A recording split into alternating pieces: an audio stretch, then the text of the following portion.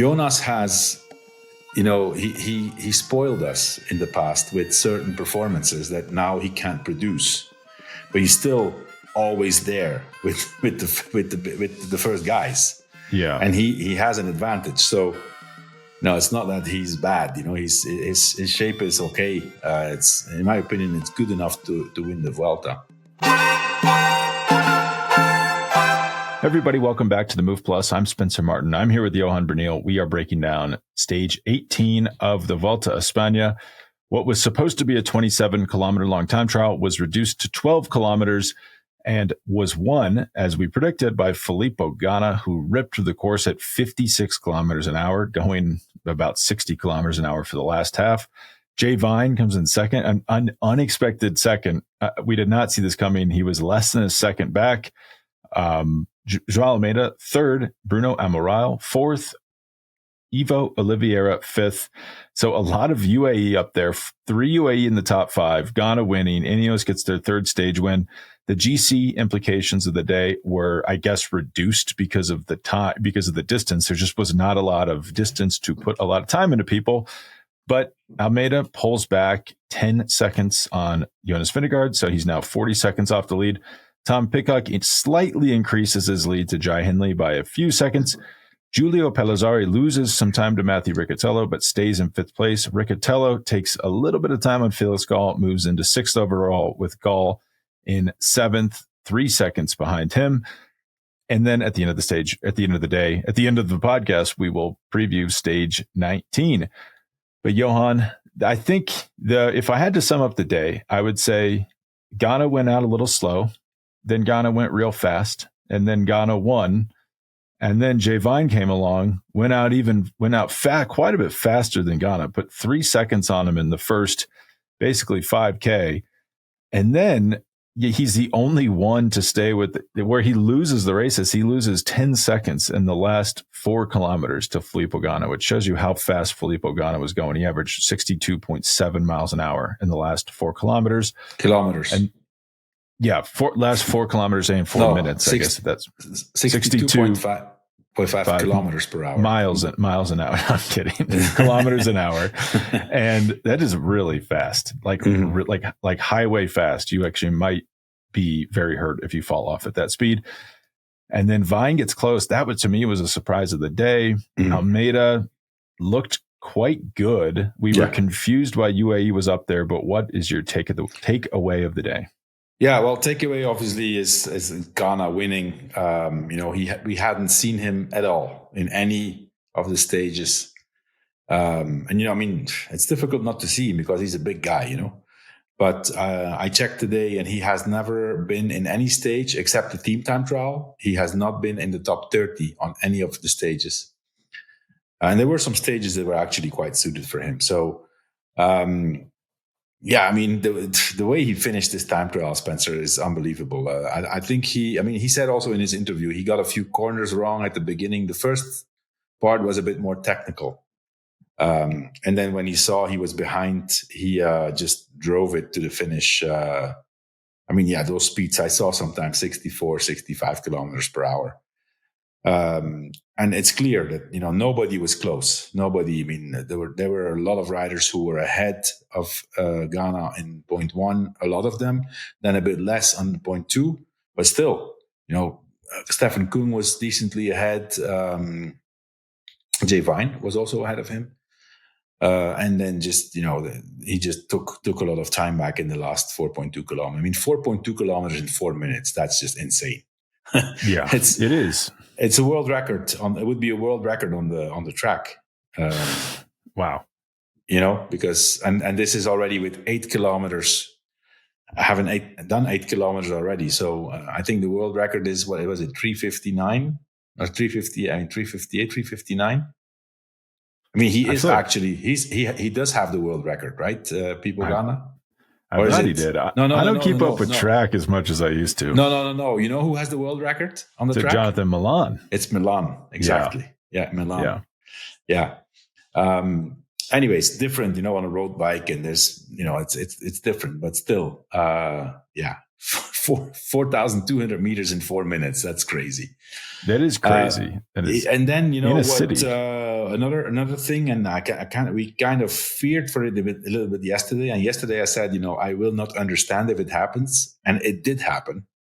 Is that UAE has guys like Jay Vine and Ayuso also full gas, and Oliveira going full gas.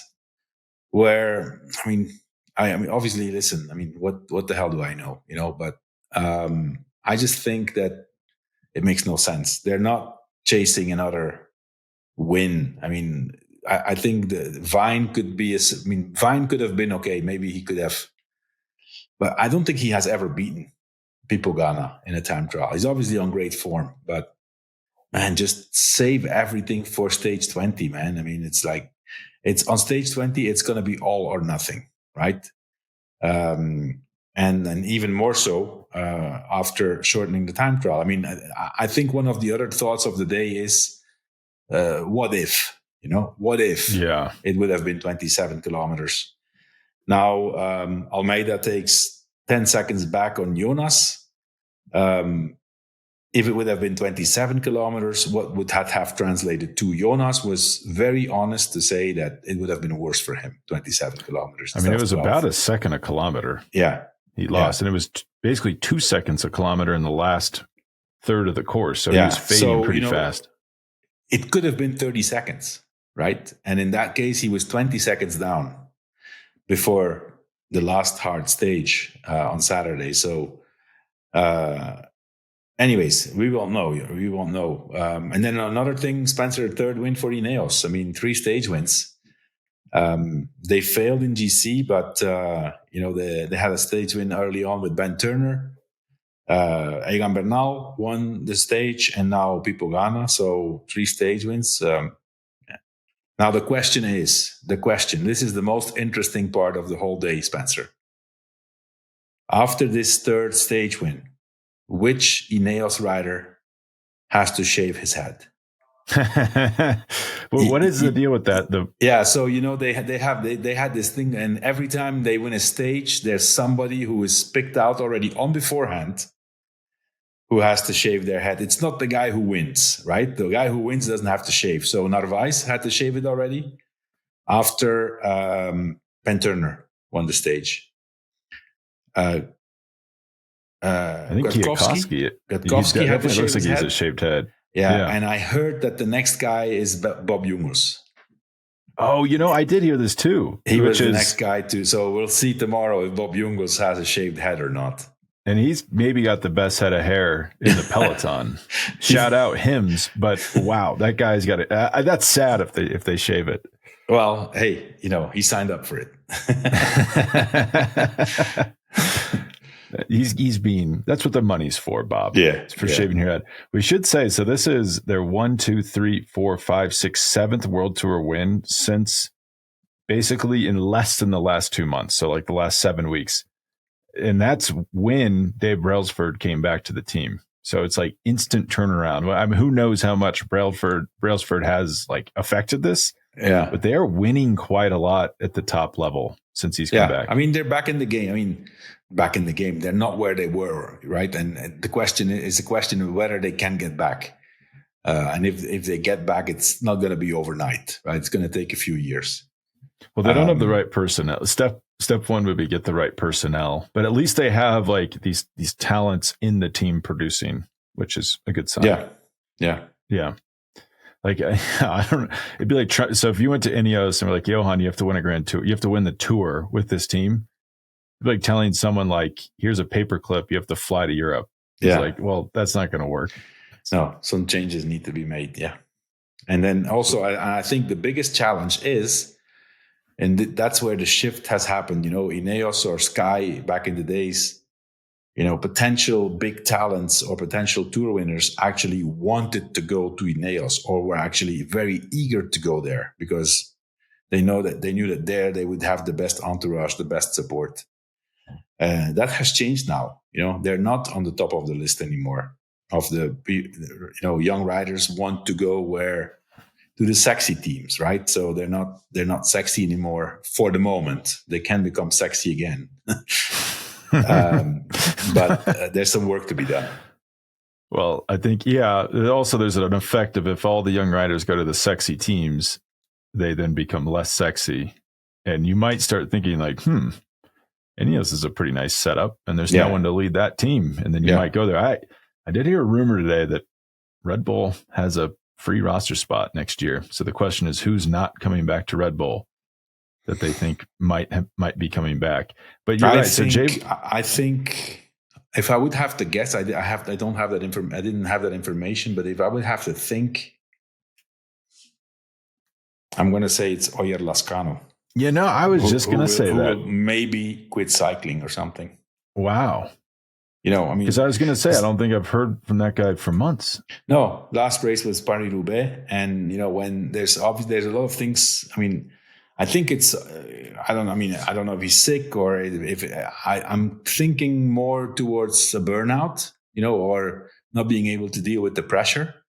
He took all his social media down. And when the team is asked about what the situation of Oyer Lascano is for the moment, why he's not at the races, team directors say that they have instructions from the team to not talk about it.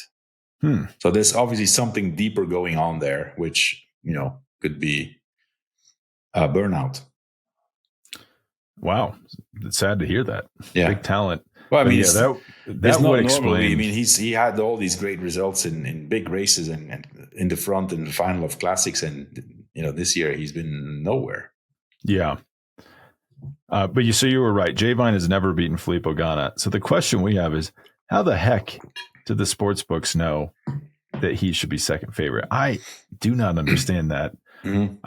If anyone has any insight into that, please reach out. But I think it's based on form, right? He's obviously in great form, but let's not forget the day before. So 2 days ago, yesterday, he got dropped on before that last climb started when Ben Tulip was still in the race. So he's been nowhere for the last two mountain stages. Yeah. I don't know. You would think too, like that Almeida would be the better time trialist. I'm now looking right now to see. Yeah, Almeida has beaten Vine 8 times in time trials. Vine has beaten him 3 times, including today. So that is funny that he would be so. To me, I can't believe UA did that. I can believe it, but I can't believe it because they've been so bad. It's like, do you have no shame? We will find out on Saturday, Spencer, what's happening. If Almeida has the support he needs. First of all, Almeida needs to have the legs himself, right? So that's the first condition. But then now with 40 seconds, because he's 40 seconds down now, right? 40 seconds down. Yeah. So, well, first of all, who knows if they're going to be able to go up the Bola del Mundo, the last 3 kilometers, right? That's the first question. And then secondly, based on what we have seen so far between Vingegaard and Almeida, 40 seconds are not going to happen in the last 3 kilometers. No. Even if it's steep, he needs to play all or nothing. And for that, you need a team collective approach. Vine,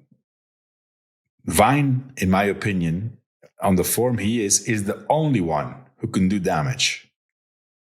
Vine and Grosschartner, but look, Grosschartner. I haven't checked him. He didn't go full gas today. He knows where he has to be. On Saturday.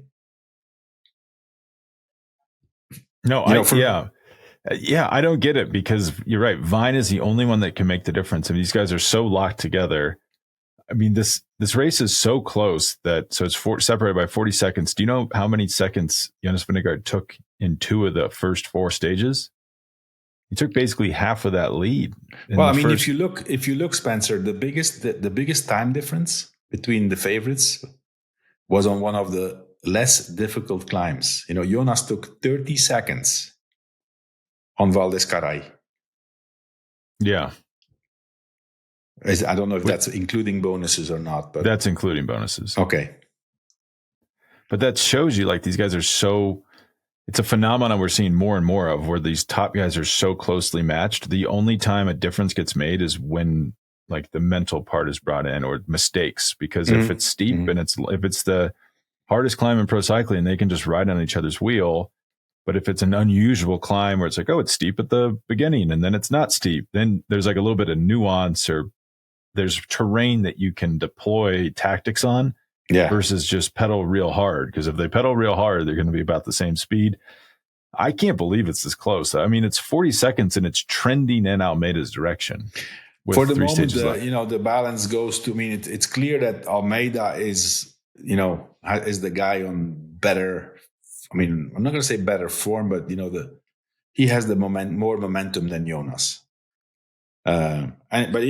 Jonas just needs to hang on, and Almeida needs to attack and drop him. It's not easy. It's, that's why I think on Saturday, UAE needs to come up with a plan and needs to use Groschartner first and then Jay Vine to really put the hurt on Visma and see if Jonas cracks. But it's probably not going to crack, He's not really shown any signs of cracking. That's the problem. Like, you the thing is also, you can't crack him.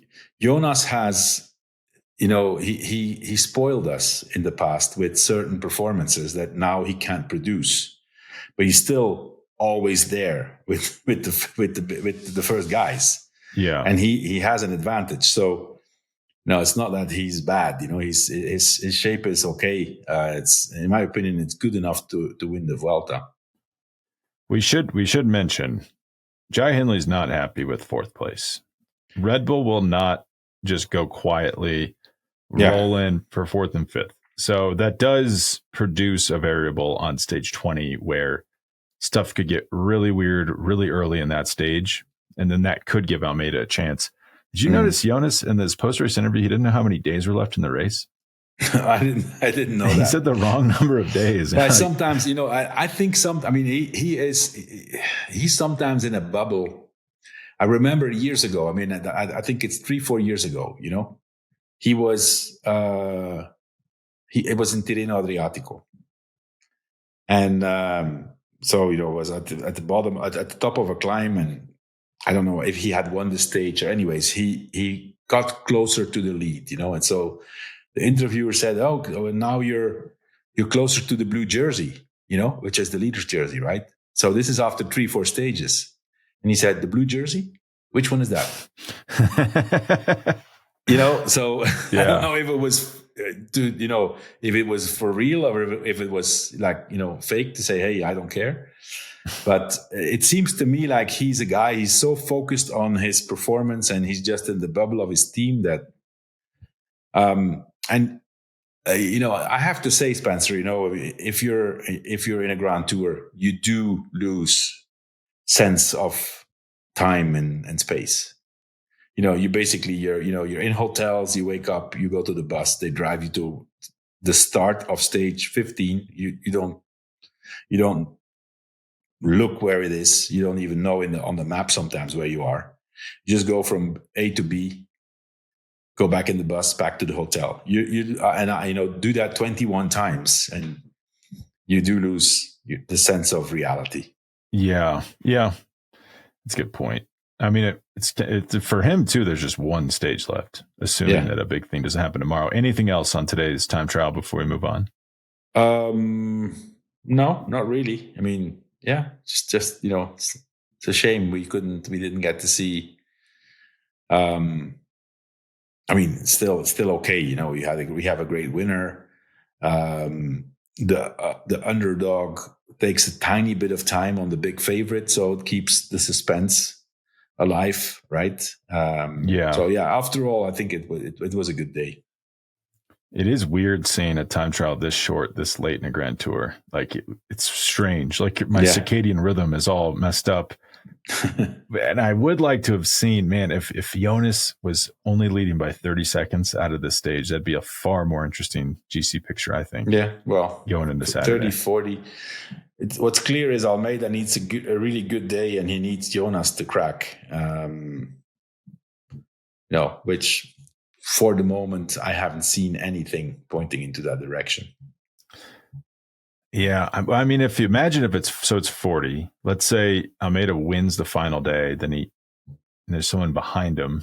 Then he just needs Jonas to lose 30 seconds, which still seems like a lot. That's how good Jonas is. Like, actually, it's hard to imagine him coming in 30 seconds down on João Almeida. Spencer, we've seen it in the Tour also with Pogačar. Pogačar was sometimes, especially in the first week, he was sometimes dropping him, and then he came back. The guy's tough. Once he backs off a little bit but keeps in a tempo and either stays at 10 seconds or 15 seconds or makes it back. Yeah, I'm like getting my tours confused, but I think the Carapaz third place one, was that 2021? Where was that third week? He was just, Carapaz was in third, 2021. So like that third week, I don't think he lost any time to Pogačar. He was just like maybe in the sprints and with the bonuses. Yeah, and then he might have even put time into him in the time trial. Yeah, Jonas Vingegaard, good rider. We were ready to proclaim very it. Good rider. Very good rider. Yeah. It's pretty good at this GC thing. Well, let's take a quick break, then we'll predict tomorrow's stage. Okay, Johan, we're back. Stage 19, 162 kilometers, another short stage. I've been paying attention to this since you've mentioned, you've been griping that these kids these days don't know about long stages. They're short in distance and they're raced very fast. So a lot of times they're like super tour fast, down under length time, at least time-based stages, which is an interesting phenomenon. But it is hilly, no categorized climbs, though. Sprint point with bonus seconds in Salamanca, which is a little over halfway through. And then we have a 2.3 kilometer long like drag up to the finish. It's 3% average. We don't have a great bit of detail on this final kilometer, but it looks kind of uphill. I'll list the favorites, then we'll get your prediction on who's going to win. Jasper Philipsen is the heavy favorite at plus 155. Mads Pedersen at plus 310. Ben Turner plus 550. Ethan Vernon plus 800. Urias Ular plus 2200. Nico Denz plus 2700. Brian Cocard, that would be amazing, plus 3300. Arnie Mart plus 3300. It goes on and on. We'll call them out when we need to. And if you want to bet, go to nxtbets.com/bet-outcomes, and it will show you where to bet, where you live, and the best sign-up bonuses and prices. But Johan, I assume you think this is sprint, not breakaway, but how do you think it's going to play out, and who do you think is going to win? Yeah, I think it's sprint, Spencer. It's it is a hard area there. My son raced last year. He raced the Vuelta de Guijuelo, where the finish is, and he also did Tour of Salamanca. It's not easy, but I assume they're going to use bigger roads, and so 1,300 meters of elevation. It's for any professional, that's basically a flat stage, right? So I think bunch sprint for sure. And even if it's a bit uphill, I'm going to pick Jasper Philipsen. There's a reason why he stayed in this race. I mean, he could have gone home. So I'm going to pick Jasper Philipsen to win at plus 175. Also because he still has the majority of his team here. There's all these guys stayed in the race for the pure fact that they want to assist Philipsen in the lead-out train. So he's my favorite to win the stage tomorrow. Well, he's plus 155 on FanDuel, 175 on Unibet, where you're looking at it. But I'm going to go Mads Pedersen, plus 310. I know he went all out today before he fell apart in the last 4K. He looks so strong, though, and it's uphill. I believe that Mads can get another win here before the end. So I'm going to go Pedersen at plus 310. Pedersen is, listen, he's impressive, and this is obviously, the difference between the big pure sprinters and Mads Pedersen, who is considered not a pure sprinter. I think that's fair to say. It's evened out because of the fatigue, right? I was equally surprised to see him go full gas today. I said, well, why? You're not going to score points. First of all, you don't need the points. That's number one, right? Yeah. And now we're talking about Pedersen, Spencer. You know that Mads Pedersen this year, except one stage race where he abandoned, was early in the season, Étoile de Bessèges. I think 3/4 of the teams went home because it was dangerous with traffic and stuff. they protested and they went home. So he abandoned there. But every other stage race he won the points jersey. Wow. And it's going to happen again. So a pretty impressive stat. That is pretty impressive. He's also, so he's not just a stage race specialist, because you look, he got 7th at San Remo, 2nd at E3, 1st at Wevelgem, 5th at Tours, 2nd at Tour of Flanders, 3rd at Paris-Roubaix. That's a pretty good run through the spring. Wow. Yeah. I mean, he's quietly he is up there in the top tier with Van der Poel, Van Aert, Tadej Pogacar in the spring. Yeah, for sure. And I guess Jasper Philipsen on some occasions, who decides I'll be a world-class classics rider. But I mean, I even wondered, what's Little Trek going to do? You look, there's an uncategorized climb that tops out about 8K from the finish. Then you have a descent until 5K to go. I kind of wonder what Little Trek is going to do there, or if they can do anything in there to try to make it not a routine bunch sprint. Yeah, the question is it hard enough? Is it hard enough to put Philipsen in problems? Let's not forget, tomorrow stage 19, right? The energy levels are low everywhere. You have these guys these freaks of nature like Pedersen, who are just keep going, but the majority of the riders are just dragging themselves, and you need a team to put the hurt on somebody else. And my fear is that the strength is not there anymore to do that as a team. Yeah, that's a good point. Very good point. And if it's not Philipsen, do you have a wild card? Difficult, but I'm going to pick Ben Turner, plus 600 on Unibet. Won a stage already. Ineos is on a roll. I don't know if Ben Turner wants to, have somebody else, their head shaved. So yeah, Ben Turner is going to be my wild card at plus 600. I'm just going to keep going. I'm going to 10 times you. Jake Stewart, who I think could have maybe contested the win the other day when his teammate got into the group with Pedersen and pulled away from him. But Jake Stewart's at plus 5,500. He's beaten Jonathan Milan in a bunch sprint this year. Very fast guy on Israel Premier Tech. I'm going to go Jake Stewart at plus 5,500 to win. Okay. Good pick.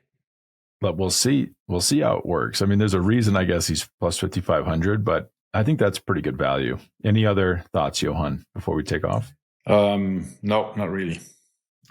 All right. We will be back tomorrow to break down what I assume is a pretty sleepy stage night team. If you have any errands, go get them done. The protesters seem to not care about stages that don't have GC implications. So I'm sure we'll run smoothly tomorrow and then have all types of problems on Saturday. Yeah. Okay, Spencer. Right. Thanks. Talk to you later. Bye.